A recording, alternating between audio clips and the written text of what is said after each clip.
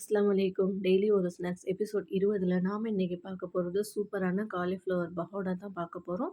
Cauliflower எடுத்துட்டு தண்ட cut பண்ணிட்டு சின்ன சின்ன பூவா கட் பண்ணி வச்சிருக்கேன். இத நான் 2 தண்ணி அலசி எடுத்துக்கிறேன். எனக்கு இந்த பூல புழு எதுவுமே இல்ல. நான் கட் பண்ணும்போது பார்த்தேன். அதனால சும்மா தண்ணியிலேயே கட் பண்ணி எடுத்துக்கிறேன். நீங்க புழு இருந்தா நல்லா கொதிக்கிற தண்ணீல ஒரு 2 நிமிஷம் போட்டு எடுத்துக்கோங்க. இது நல்லா தண்ணி வடிய விட்டு எடுத்துட்டு 2 டேபிள் ஸ்பூன் அளவு ரைஸ் ஃப்ளோர், 2 டேபிள் ஸ்பூன் அளவு கார்ன்ஃப்ளவர், 1 டீஸ்பூன் அளவு மைதா, தேவையான உப்பு, 2 டீஸ்பூன் அளவு காஷ்மீரி சில்லி பவுடர் போட்டு இத நல்லா கலந்து விட்டு எடுத்துக்கிறேன்.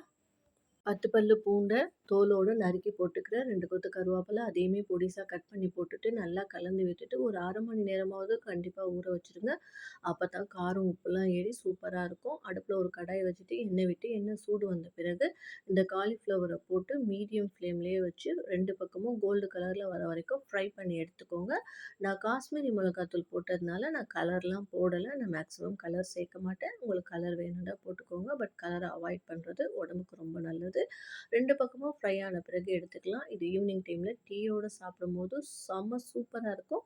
கண்டிப்பா நீங்களும் ட்ரை பண்ணி பாருங்க. உங்க வீட்டு பசங்களும் கண்டிப்பா விரும்பி சாப்பிடுவாங்க. ட்ரை பண்ணி பார்த்துட்டு உங்க கமெண்ட்ஸ எனக்கு சொல்லுங்க. அஸ்ஸலாமு அலைக்கும்.